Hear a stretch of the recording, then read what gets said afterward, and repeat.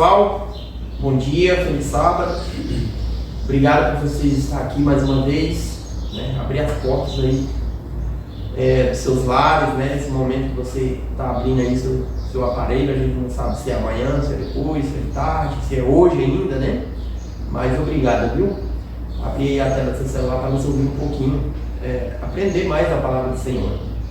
Aqui nós faz a recapitulação da Escola Sabatina, como todos aí já sabem. Os novatos estão chegando, é isso que aqui acontece. Todos os sábados a gente se reúne aqui em classe para passar a lição da Escola Sabatina, recapitular a lição da Escola Sabatina junto com todos os professores de classe. Depois a gente desce para a sala junto com os outros irmãos e a gente faz ali a recapitulação todo mundo junto. Tá? Queremos agradecer você que está chegando por aqui agora. Essa semana nós estamos na lição de número 12 e nós vamos falar sobre julgado e crucificado. Aqui nós estamos aprendendo sobre a história de Jesus, né? Sobre a história bíblica. E hoje nós vamos falar sobre julgado e crucificado. Nós temos um verso para memorizar, que ele está lá em Marcos, só que lembrando aqui, a gente tem um princípio bíblico, né? Que a gente nunca começa um estudo sem antes orar a Deus. E por isso a gente convida tanto vocês aí como os nossos professores aqui presentes para a gente fazer uma breve oração. Feche seus olhos.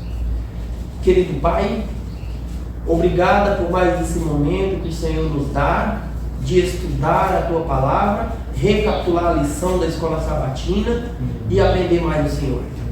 Nesse momento nós invocamos em nome de Jesus o Teu Espírito Santo, para que Ele venha abrir a nossa mente para compreender, o coração para aceitar e a transformação completa de nós para praticar aquilo que o Senhor deseja.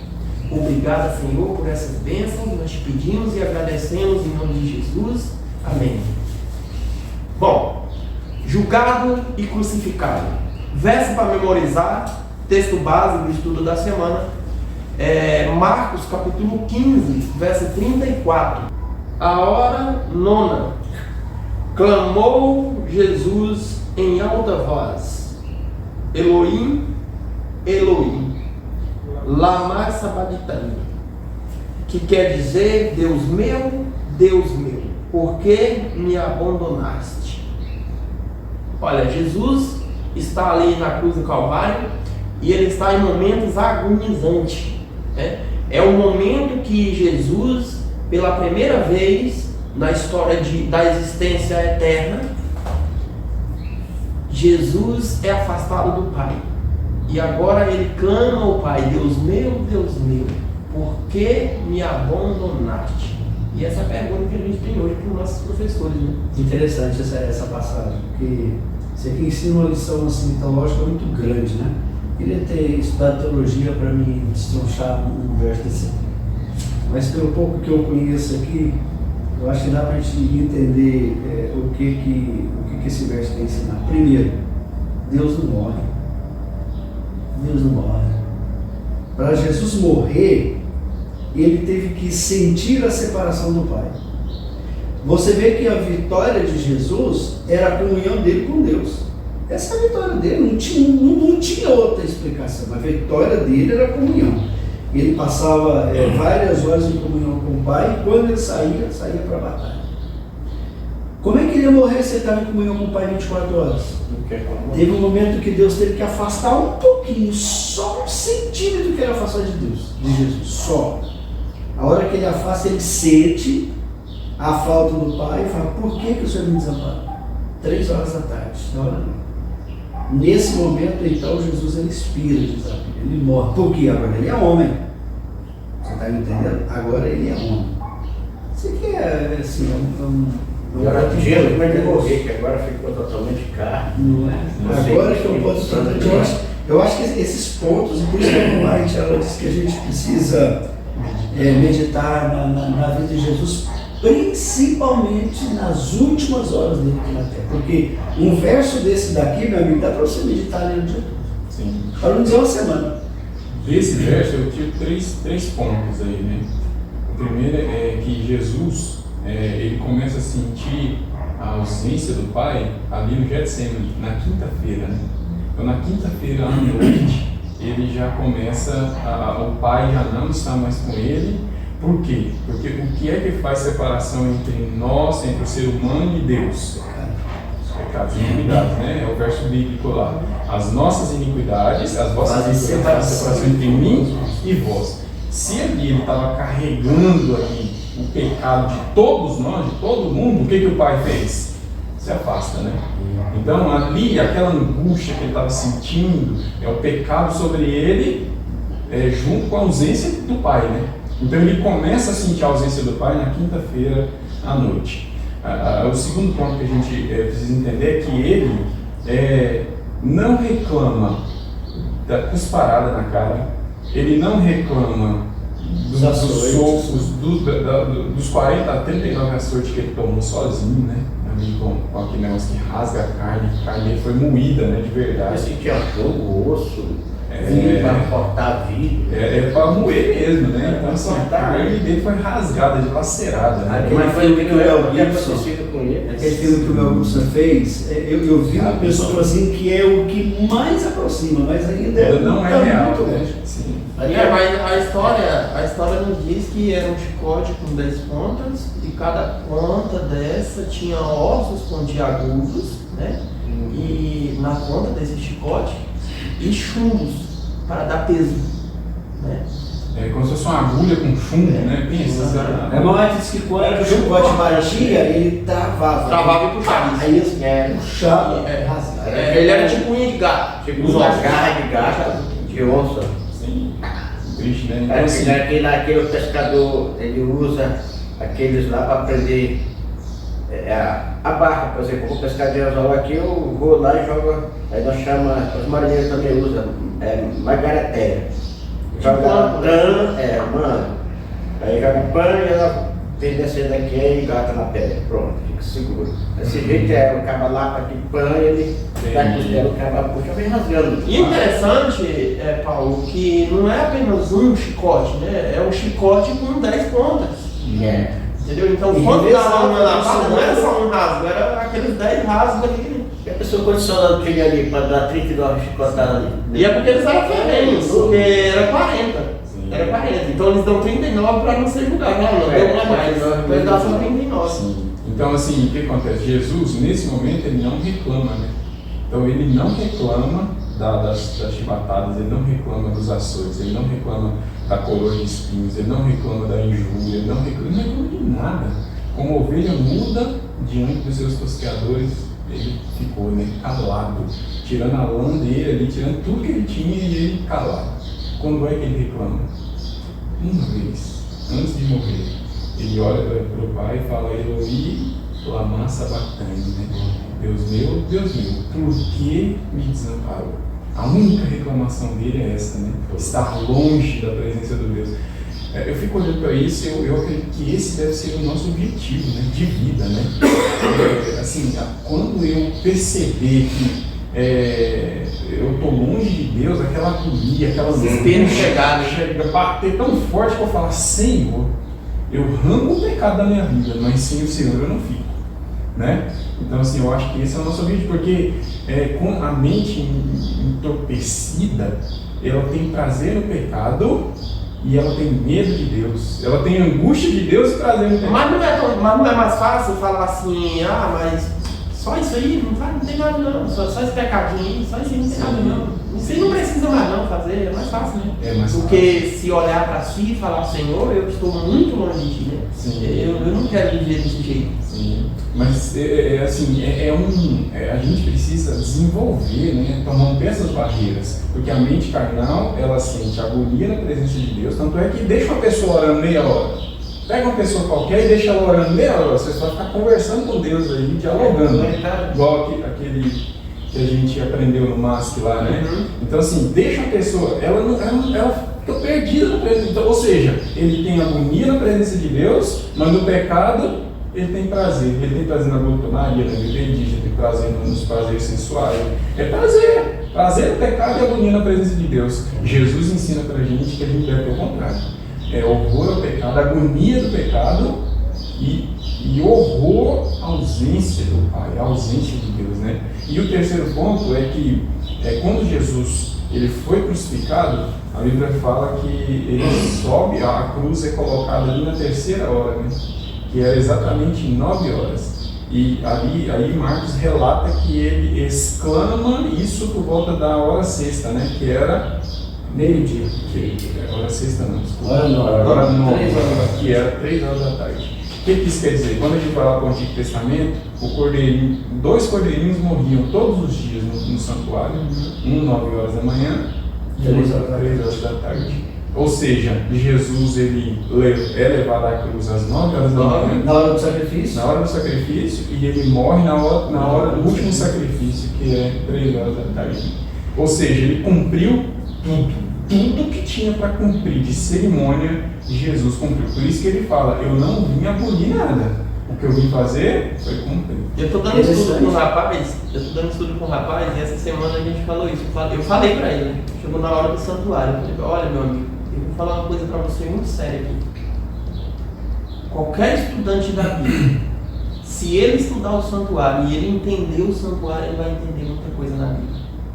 Porque se a gente olhar para o santuário, Jesus cumpre tudo, de ponta a ponta, do começo até o fim. E olha que Jesus começa a cumprir a obra do santuário, não é quando ele morre não, ele lá no Jardim do Éden. Lá no Jardim do Éden. Então por isso que eu falei para ele, olha, se nós entendermos profundamente a questão do santuário, meu amigo, nós vamos comer esse livro aqui, ó. Você está entendendo? Com entendimento. Interessante aqui também, né, quando Jesus chama por Eloi, Eloi, né, é o mesmo que Deus chamava, meu pai, passou o nome lá do Elias. Por quê? Porque o nome Elias significa Deus viu. Ouvi hoje. Então, por isso que ele lá debaixo da cruz falou, ia até chamando por Elias. Olha só. Hoje eu vi o pastor explicando, eu falei assim, que o nome Eloi chama mesmo que Deus meu. E o nome Elias é Deus meu. Então eles não entenderam a linguagem naquela hora. Ele falou, eles chamam por Elias. Aqui na lição está explicando isso, na frente. Interessante. Aí vem o segundo passo, né? O segundo passo, quando. Interessante que aqui na parte do domingo, veja só, quando Jesus é levado perante Pilatos, aqueles que foram antes de Jesus levaram para ele, tipo assim, uma afronta. Falou assim, ô Pilatos, deixa eu falar um negócio pra você, está acontecendo um negócio aí, rapaz, que o negócio está bem complicado. O que está acontecendo? Está acontecendo assim, ó, tem um camarada aí falando que é rei. E agora, como é que fica César nessa história? Você é o representante de César, você vai deixar isso ficar barato? Você vai deixar isso ficar assim?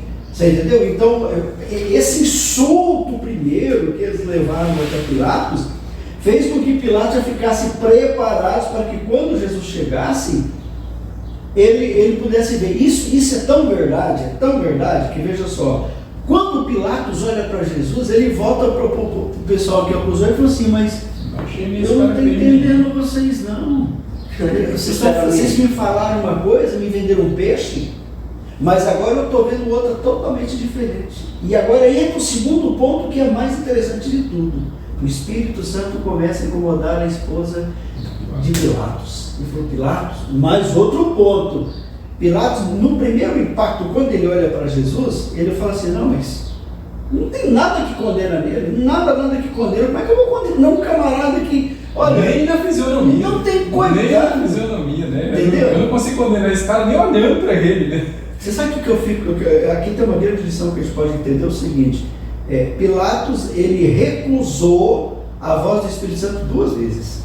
Primeiro, quando ele viu Jesus, certo? E ele teve a certeza de que ele falou assim, como é que eu vou condenar você inocente? Não tem como, isso aqui não tem como. Segundo ponto, quando a mulher dele falou assim, não te mente, fica bem. Você entendeu? Só que ele recusou 2 vezes. O que nós podemos entender? O Espírito Santo fala uma vez, ele fala 2 vezes, na terceira vez ele só sussurra. Aí você não consegue ouvir mais. Entende? Sem endurecer o coração. Entende? E acontece o seguinte, veja, a partir do momento que você nega a voz do Espírito Santo pela primeira vez, o seu coração começa a criar uma certa barreira. Se você não deixa de ouvir a segunda vez, essa barreira ela aumenta. Na terceira vez para frente, você já não consegue mais ouvir a voz do Espírito Santo. Aí entra o quê? O pecado contra o Espírito Santo. Resumo, Deus, ele não aplica o seu juízo, ou seja, a sua justiça, Sem avisar. sem antes avisar. Sim. Eu já vivi lá fora, e isso é verdade. Quando a gente vai fazer alguma coisa de errado, primeiramente vem na mente da gente, eu não vou fazer isso. Tá errado. Você está errado fazer isso. Mas aí você vira e fala, Eu vou assim mesmo. eu vou assim mesmo. Qualquer pessoa que já fez coisa errada sabe disso. Não, sabe disso. Quando Quando a gente vai fazer alguma coisa, hoje no cristianismo, hoje mesmo, depois que a gente entrega a vida a Deus, a gente continua pecando, somos pecadores. E quando a gente vai fazer alguma coisa que não agrada a Deus, vem o pensamento antes. Não adianta. Vem o pensamento antes. Peraí, não faça. Isso é o Espírito Santo falando. Exatamente. Agora, só que às vezes nós não damos ouvido. Ontem eu falei no pequeno grupo. Chegou uma pessoa em minha casa para entregar um pedido e eu olhei para ela e falei assim, o sol estava muito quente, você está com sede? Você quer um copo de água? Primeiramente a mulher, você quer água? Ela falou, opa, eu aceito. Fui lá, peguei a água e dei para ela. Mais tarde veio um rapaz e entregou uma encomenda, mesma forma, eu olhei para ele, você quer uma água? Ele falou, quero. Quando foi antes de ontem, veio um outro entregador lá, eu olhei para ele, um sol terrível, estava rachando, ele estava suando. E eu virei assim, dei vontade, veio em minha vontade de oferecer água para ele, e na mesma hora eu virei as costas e eu não ofereci água. Você está entendendo? O que acontece? Quer dizer, eu me neguei a oferecer água, mas a primeira coisa que veio em mim foi de oferecer água para ele, porque ele estava com sede.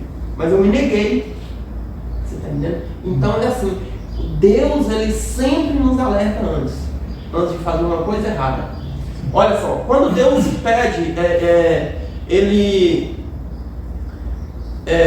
inspira o escritor a escrever lá, a porta larga, a porta estreita. Acho que está em Mateus, né? Sim. Porta larga, porta estreita, no capítulo 7, né, de Mateus? Não lembro. Capítulo 7. No Evangelho. Está ali, capítulo 7. A porta estreita e a porta larga. A primeira palavra que Deus inspira o escritor a colocar é entrai pela porta estreita. Então ele já fala logo, entre pela porta estreita. Vai ter a larga e vai ter a estreita, mas entre pela estreita. Recomendação. Recomendação. Olha que coisa. Dizer que primeiro é a advertência, primeiro é o convite. Sim. A advertência vem depois. Por quê? Porque a porta larga, espaçoso e nela conduz para a E perdição. também, nessa linha que você traçou aí, quando deu continuidade, a gente precisa entender que existem coisas longe de Deus que vão dominar o nosso coração.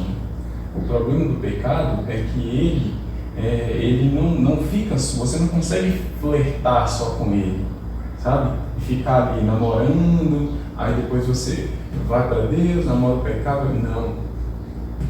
Só acontece isso pela misericórdia de Deus que não te entregou por completo ao pecado, porque o pecado ele é dominante, ele domina. Foi o que Deus tentou fazer com Lúcifer lá no céu, né? Eu imagino ali anos, talvez milênios ali tentando convencê-lo, olha, meu amigo, você vai ser dominado por isso aí vai dominar seu coração, né? Não faça isso. E ele não quis ouvir. Hoje, o diabo, ele sabe que vai perder ou não sabe? Sabe, ele sabe que vai perder. Desde a morte do cavalo, ele sabe que ele não sabe que vai perder, ele sabe que já é A um sentença perdedor. dele está decretada, certo? Assim, como perdedor, ele já sabe disso. Deixa eu te falar, e ele para a obra dele? Não. Você sabe por que ele não para? Ele não para a obra dele? Porque ele é escravo. Domina, a inveja domina ele, o ciúme domina ele, o orgulho domina ele, dominou o coração dele, acabou, cegou. Quando algo te domina, você está cego. Sabe aquelas mulheres apaixonadas?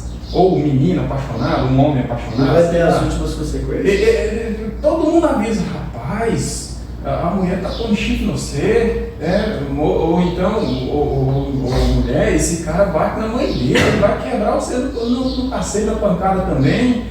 E não, comigo vai ser diferente. É a paixão, por que ela não consegue ver? Por que ele não consegue ver? Está cego, não está cega, não consegue ver, não consegue visualizar. Então o pecado ele domina, ele deixa a gente dominado. Então assim, o que eu tenho aprendido, né, com o longo da minha vida? É o seguinte, Deus quer te livrar desse domínio do pecado. Ou você entrega o pecado para Deus, ou ele vai dominar você em algum momento. né? Deus ali ele fica tentando te puxar, ele está tentando. Mas se você falar não, uma hora ele fala, então tá bom. Paulo, você vai resistir. quantas vezes, olha só, quantas vezes o profeta foi atrás de Saul? Quantas vezes o profeta foi atrás de Saul antes de Deus renegar ele como rei? Samuel era amigo dele, que Samuel gostava, tinha simpatia por ele. Olha, quando a gente olha a história de Saul com Davi, a gente olha isso aí que você está falando. Você me fez lembrar agora de uma Precisa. passagem, né? O pastor Antônio Kovacsuk, ele uma vez estava pregando na igreja, e ele é um camarada que fala sobre saúde, né? O sistema dele é muito bom.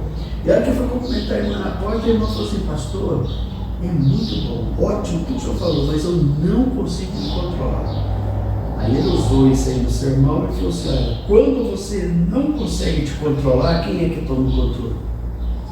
Você entendeu? E quando o diabo toma o controle da vida, meu amigo, a pessoa vai até o fundo do poço. Porque ele é obstinado. Exato. E na soberba, né? Sim, se ele é obstinado e ele está controlando a sua vida, o que vai fazer a gente ser? Obstinado. Por isso que a Bíblia fala bem assim, olha, enganoso é o coração humano, mas não é só enganoso, ele é o que mais?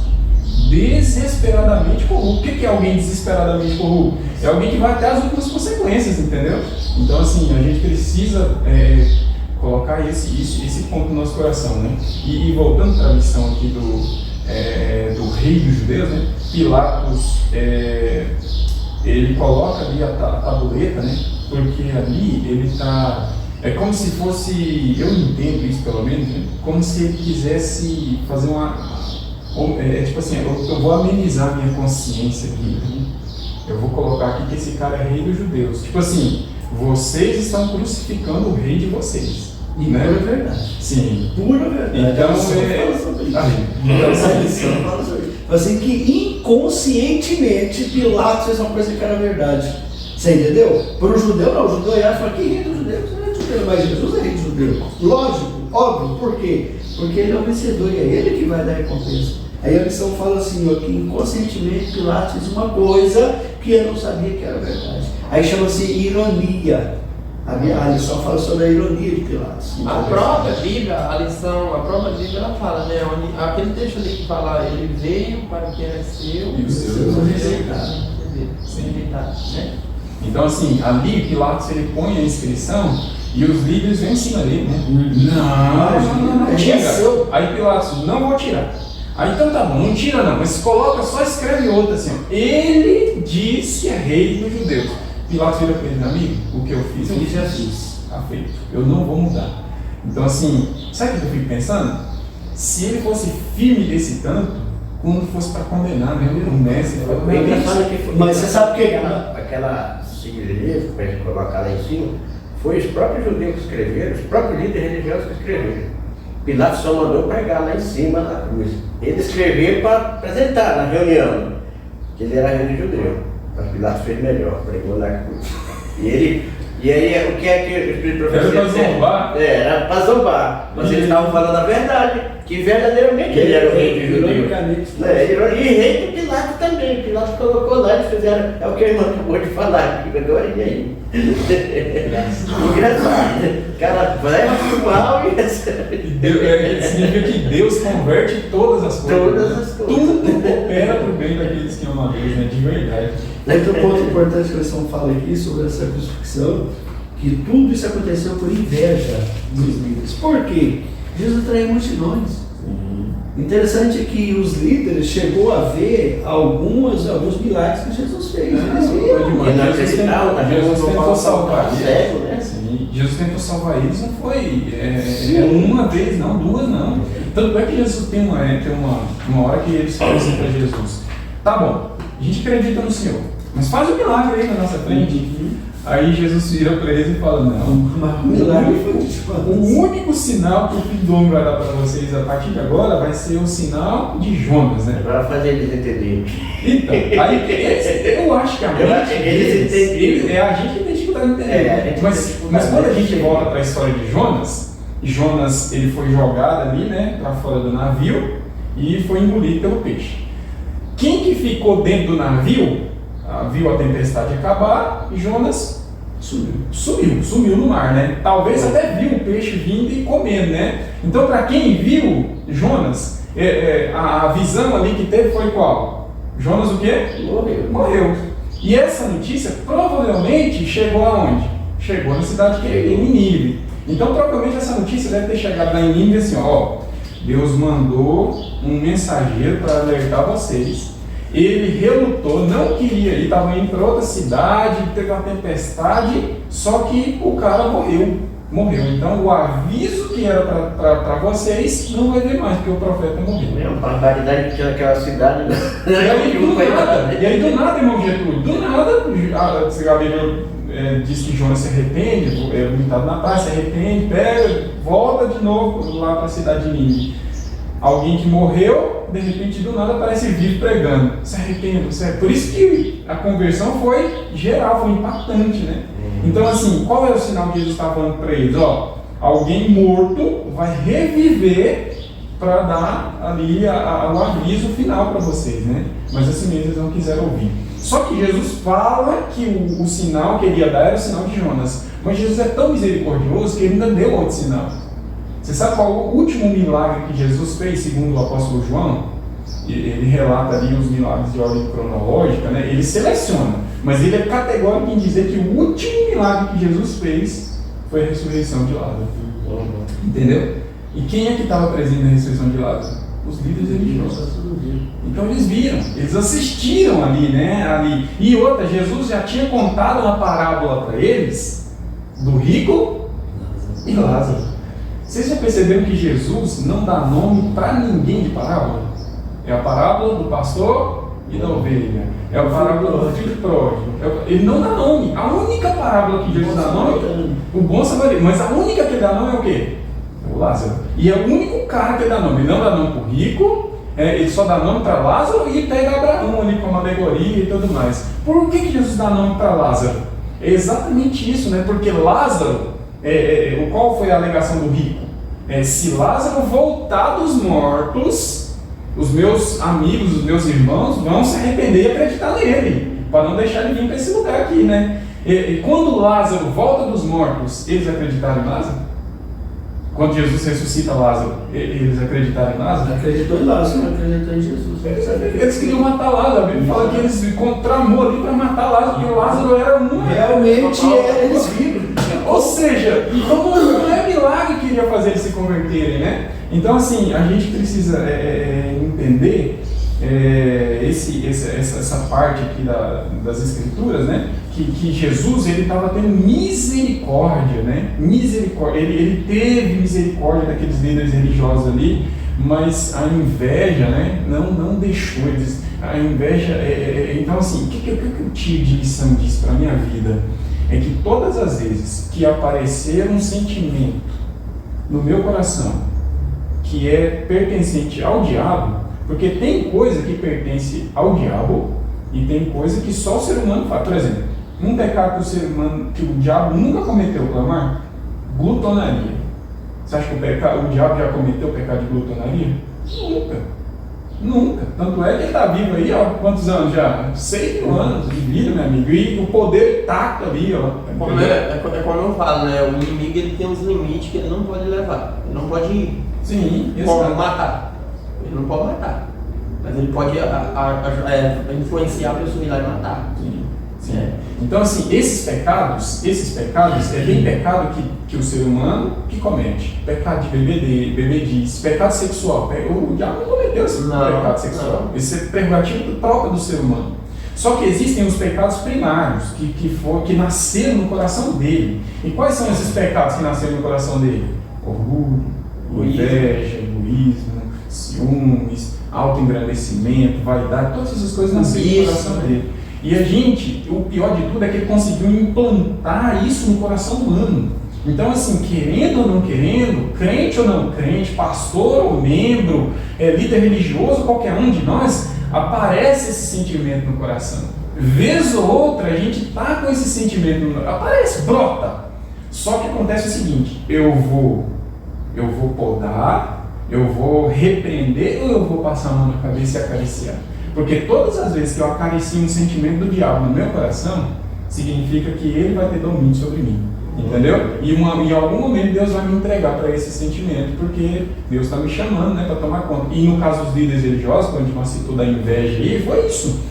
Brotou a inveja no coração deles, porque os líderes religiosos já estavam de quantos anos? E outra, eles estavam ameaçando a estabilidade financeira deles, a sobrevivência deles, tinha um monte de coisa em jogo, orgulho, tudo, vaidade, tudo isso estava em jogo ali. Quando eles viram, eles olharam e sentiram inveja e falaram, nossa, provavelmente o Espírito Santo falou, não, esse cara é puro, olha aí, não faça isso. Mas eles foram, em determinado momento eles estavam entregues. Tão entregues que quando Jesus morre, o céu escurece, mas eles não notaram, não estavam nem aí, não ligaram. Os soldados, antes de falar que Jesus ressuscitou, foi falar com quem? Com eles. E o que eles fizeram? Subordinar. Pegaram dinheiro sagrado no templo, dinheiro sagrado e cala a boca. Rapaz, e não viram, tipo assim, em vez de assustar, não assustaram. Eles estavam entregues, assim como o diabo está entregue a esses sentimentos, ali eles estavam entregues. Quando é que eles foram entregues a esses sentimentos? Quando Jesus fala para eles assim, ali naquele julgamento injusto, Jesus olha para eles e fala assim, a partir de agora, vocês só verão o Filho do Homem sentado de Isaías, né? Voltando nas dores do Daniel, céu. rapaz, eu estava falando desse assim, rapaz, agora o diabo está se parecendo mesmo, gente, o povo vê que aquele lá está parecendo há muito tempo. Sim. Dessa época ele já estava. Sim. Então quem estava ali? Líder religioso de forma de carne, mas por dentro era o diabo. Era demônio, né? E vai chegar em algum Getúlio um momento da história em que nessa terra só vai ter duas pessoas, santos e demônios. Exato, não vai ter mais segundo, não vai ter mais terceira. E ele faz isso facilmente, porque quando a gente olha para Pedro, acho que é Pedro, quando ele fala para Jesus não ir, que ele não. E a pessoa Não não fala vê isso de si aí mesmo. porque ela é dele. Não, é o que Jesus olha para ele e fala: afasta de mim, Satanás. Está atrás de mim. Quando ele negou a Cristo de novo, quem que está? Era a própria cabeça dele. E vou clamar, interessante que na parte segunda, vamos unir aqui segunda e terça, porque tem uma conversão muito grande, né? Fala sobre quando Jesus foi julgado, e aqui, quando ele estava sendo levado também para a crucifixão, disse que o pessoal cuspia e batia nele, né? E aqui conta também a história de Simão, Simão, como é que ele aparece assim. É Marcos que relata? Como é que ele aparece, Do nada, né? Simão Sirineu, ele aparece e ele então carrega a cruz de Jesus até a crucificação. Agora, você sabe um ponto importante? Que uma pessoa, quando era crucificada, ela demorava 7 dias para morrer. Interessante que Jesus foi crucificado às 9 horas da manhã. Às 9 horas da manhã foi crucificado, às 3 horas da tarde ele morre. Aqui na lição conta um ponto interessante, que quando José de Arimateia ele chega para pedir o corpo de Jesus, né, ele pega e fala assim, mas ele ficou admirado de Jesus ter morrido. E a Bíblia diz que ele manda chamar o centurião. Centurião era um camarada. Centurião não acredita, né? Lança, pega a lança. Exatamente. Aí o centurião fala, e tanto é que o que espalhou na região foi que Jesus desmaiou, eles tiraram Jesus da cruz, levaram para a sepultura e depois roubaram o corpo dele e falaram que ele tinha ressuscitado. Isso é o que argumento do líder, você entendeu? É o que os líderes religiosos ensinaram, né? Por maldade, né? Exato. Quando o centurião vai lá, a Bíblia diz que ele fala, mas não tem lógica, ele morreu já. Peraí, vamos certificar de que ele morreu mesmo. Aí furou o lado dele, né? E isso é cientificamente comprovado, né? Que quando a pessoa morre, o sangue separa-se da água. E interessante que o coração ele puxa essa água. Eu não sabia disso. Eu já vi, o pastor o irmão dele, o irmão do pastor Dailson, é médico, explicou isso para ele. Tem um compartimento no coração que ele puxa essa água. Aí, por exemplo, se você furou um vaso, o que ele vai fazer? O vaso vai jogar água e sangue junto. Entendeu? Aí quando ele perfura então o lado, ele contasta né, que ele tinha morrido e leva então para Pilatos e realmente morreu. Entendeu? Só que, veja só, contrariando tudo aquilo que acontecia. Por exemplo, a experiência de quem crucificava. O camarada sabia. Quantos camaradas não crucificaram, meu amigo? Sim. Todo malfeitor era crucificado. Sim. Você está me entendendo? E o camarada ficava ali, ó, uma semana para morrer. Morria de inanição. E o outro ponto importante aqui fala que quando ele pegou aquela esponja, você sabia que esponja que era aquela? Você sabia disso? É de limpar a bunda, né? Brincadeira, eu não sabia disso, rapaz. Era o papel higiênico, né? Brincadeira. É porque lá o sanitário, você sabe como é que era aberto, um salão assim, cheio de vaso.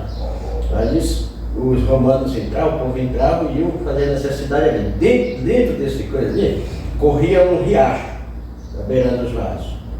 Ali ele pegava os óculos, molhava ali e passava na mão. Que humilhação. Ela fala assim, eu tô sofrendo, mas nossa, que coisa. O que é sofrimento? Não sabe o que é sofrimento. Você sabe por que Paulo escreveu que a nossa leve e momentânea tribulação? Leve e momentânea tribulação. E outra coisa, porque irmão, ele comparou com o sofrimento de E outra Cristo. coisa, irmão, mas nós somos merecedores do que nós passamos. Você tá entendendo? Foi o que reconheceu Dimas, né? Dimas Claro, reconheceu isso daí. o rapaz cala sua boca porque a gente merece. Ou seja, Jesus carregava inocência no aspecto físico dele. Né? E outra coisa. Pessoa que engenheiro era esse, né? Quando eu falando isso, lembrando. Como é que o cara ia sentar aqui e entrava outro pra fazer a mesma coisa e ficava sentado lá na casa? Doideira. Doideira. E outra coisa que a gente precisa entender é que Jesus, ele está ali na cruz alguém oferece para ele ali na esponja, humilhação mesmo. Eles faziam isso com os crucificados, eu acredito, né? Martin chega a relatar que era praxe. Aquilo é um ato de misericórdia com o sujeito que estava passando dor. Porque aquele vinagre ali é tipo assim, ó, Causar uma boa sensação. a gente não vai te dar um vinho, porque um vinho não convém ao malfeitor, alguém que for mal próprio à sociedade. A gente também não vai te dar uma bebida fermentada, assim, daquela sofisticada, não. A gente vai te dar uma bebida fermentada, porque a bebida fermentada ajuda a aliviar, né? Ela entorpece. Tirar um pouco da consciência, sabia? Sim. É o mesmo que um anestesiante. É um anestésico, né? Exatamente. Então, assim, toma aí essa anestesia, porque aí você vai se aliviar. Perder a consciência. Guarda aí nessa esponja aí que eu embrulho ela aqui de novo e jogo mais pra você, até você ficar meio grogue aí e não ver que tá. Porque bêbado, já viu? Eles apanha, bate. Cara, vai embora. Como diz a Bíblia, né? Me bateram e não senti nada, né? Me espancaram e eu nada vi, né? Então, assim, aquilo ali era para embriagar Jesus, né? E eu fico pensando se Jesus tivesse mordido aquela esponja e se embriagar, e o diabo não encalça, Ia condenar. ele ia virar marionete na mão de Satanás. E Jesus rejeita. Por que Jesus rejeita? Porque Jesus precisava de estar santo, lúcido, sóbrio, vigilante, porque o diabo estava ao redor dele procurando um jeito de tragá-lo, né? Então, ou seja, a sobriedade de Jesus ele foi por causa de nós, né? E eu fico pensando assim, Jesus ficou sóbrio por causa de nós. E a gente rejeita muitas vezes a sobriedade, né, por Jesus. A gente não quer ficar sóbrio por Jesus, né? Toda vez que a gente condescende com o apetite errado, todas as vezes que a gente come em demasia, toda vez que a gente come na hora que não deveria comer, toda vez que a gente se deixa vencer pelo paladar, pelo apetite, a gente está dizendo assim, ó, o Senhor decidiu a sobriedade por causa de mim lá na cruz, mas eu nego ser sóbrio por causa do Senhor, né? Então que a gente possa refletir nisso também. E o indivíduo sabedor disso, o que ele vai fazer? Ele vai fazer a gente enveredar por um caminho, tipo na alimentação, por exemplo, na qual vai embotar os sentimentos, que é o que o livro Você sobre Alimentar fala. Que quando você sabia que uma comida fermentada no estômago, ela faz o mesmo efeito do álcool? Sim. O mesmo efeito do álcool. Eu não bebo pinga, eu não bebo álcool. Mas à noite eu me turraco de comida, você entendeu? No outro dia eu gosto tudo. Desce grog. Aí fecha a cabeça dele e fala, eu não vou dar conta. dizer, veja o que acontece. Então, isso, então a gente tem que estar. Por isso que a Bíblia diz que a gente tem que estar alerta quanto às astúcias do diabo. Que ele não vai botar uma cerveja na tua mão, ele não vai botar uma pinga. Isso aí você já adquiriu como princípio. Mas ele vai falar assim, não, você come, satisfaz, vai, depois você, entendeu? Sim, Hoje você se dá por si, meu amigo. Você já está num caminho assim que é assim, ó, nós somos o que aqui nessa terra? Não é soldado de Cristo? A gente não se alistou no exército do Senhor? Quem que é mais fácil ser vencido? Um soldado são ou um soldado doente? Um soldado doente, né? Um soldado doente, se o inimigo perceber que está doente, o soldado lá todo ferrado da vida, fala, não, esse exército aí já era, né? Eles não vão ter condições de lutar contra a gente. Então assim, nós somos soldados de Cristo. Antes do diabo nos atacar e nos vencer, primeiro ele quer nos enfraquecer. O que ele faz para nos enfraquecer? Pecado, amigo. Pecado por diversas maneiras. É pecado via paladar, é pecado dos olhos, concupiscência da carne, dos olhos, soberba da vida. Todas as formas, né? Tudo isso enfraquece a gente, né? Se a gente perceber. Deixa você vulnerável. Vulnerável na mão dele. E ele é o cara que controla as marionetes ali, né? E interessante, que ele não vai usar uma coisa de extraordinário. Não, ele vai usar as coisas pequenininhas, lembra das pequenas raposas? Sim. A lição aqui de quarta e quinta, ela encerra, né? Falando aí sobre Deus sendo abandonado e depois ele colocado para descansar. Então, quando Jesus sente a falta do Pai, assim, ó, aquele que ele falou, agora não tem como mais estar sozinho, ele bradou, né? Ele bradou, está consumado. Interessante que, olha para você ver como é que é as coisas, né? O centurião que estava ali embaixo, né? Eu acredito que ele já tinha ouvido falar muito a respeito de Jesus. Acredito que ele, acho que ali não era mais segredo, não. ele fazia aquilo por força de mandato. O mesmo que aconteceu com Pilatos. Por que Pilatos fez aquilo ali? Porque ele pensava assim, se eu não fizer, eu vou perder meu emprego. Se eu não fizer, eu vou ser considerado como traidor de César. Se eu não fizer, o negócio vai ficar complicado para mim. Então agora eu estou pressionado, eu preciso fazer. Então os soldados do centurião que estavam ali, eles faziam isso, né? Aí quando Jesus brada, a Bíblia diz que o véu rasga de alto a baixo, o sol recusa assistir aquela cena. Sabe a própria natureza, sabe o que eu não sabia? É que hoje diz que a ciência consegue fazer um mapa de tudo e voltar a esse dia, sabia? Diz que pela astrologia lá, astronomia, né? Astrologia é coisa mística, não é isso não, é astronomia, que é a ciência mesmo que estuda os astros. Diz que quando a astronomia tem como voltar cada dia, para saber o que aconteceu naquele dia nos astros, entendeu? Como que o Sol se comportou, como que a estrela tal se comportou, como que a Lua se comportou, todo dia fica registrado, é um rastro. E diz que conseguiram voltar nesse dia de Jesus. E quando volta lá, diz que do nada o Sol aparece 3 horas da tarde. Do nada, ou seja, o texto bíblico é verdadeiro. Eu fico pensando como é que o sujeito estuda ciência e consegue ser ateu, né? Como que ele estuda uma ciência, né? Ali, porque os cientistas não têm conhecimento dessas. Como é que o cara estuda ciência e consegue ser ateu? Porque coincide com o texto bíblico, diz que o sol recusa-se. É bom antes das nações, eu falei que o sol recusou assistir aquela cena. Tudo escurece, o centurião olha e fala, verdadeiramente ele é filho de Deus. Interessante ter uma música, né? Eu esqueci o nome da menina que canta. Aí ela fala assim que naquele dia os anjos choraram, foi por isso que choveu, já que aquela música. Que a plateia do céu estava ali, né? Meio-dia, o sol, na sua temperatura máxima, ele atinge mais de 1000 graus Celsius. Lá em cima, né? Tá doido. Mas, assim, e meio-dia, né? O sol parou de brilhar. Escurece. Todo escurecido. Na verdade, eu acredito que a natureza, na verdade, né? Não foi só o sol que escureceu, né? Houve todo um gemido na natureza. A natureza não estava acreditando no tamanho do amor de Cristo. Entende? E os mundos não caídos, nesse momento, estavam numa expectativa tremenda para ver o que ia acontecer. Agora, eu tenho uma coisa interessante, é que eu fico imaginando assim, olha, nessa hora em que escureceu, como é que ficou o coração de Pilatos? Nesse momento ele certifica-se de que ele foi o quê? Um grande covarde. Um grande covarde. Ele tinha autoridade de salvar. Você sabe que Jesus usou de misericórdia com Pilatos. Muito. Porque Jesus ele olha para Pilatos e fala assim: mais culpa que tem quem me trouxe até você do que você. Então, assim, eu vejo o tempo todo Pilatos ali, não como alguém igual os líderes religiosos que já tinham pecado. Os líderes religiosos pecaram com o Espírito Santo no julgamento ali, porque Jesus olha para eles e fala: vocês perderam a salvação, eu só vou encontrar vocês de novo na minha vinda. E numa ressurreição especial para vocês ali, né? Então, mas Pilatos não, é o tempo todo com misericórdia. Então, assim, a gente não julga, né, exatamente o que aconteceu com ele, né?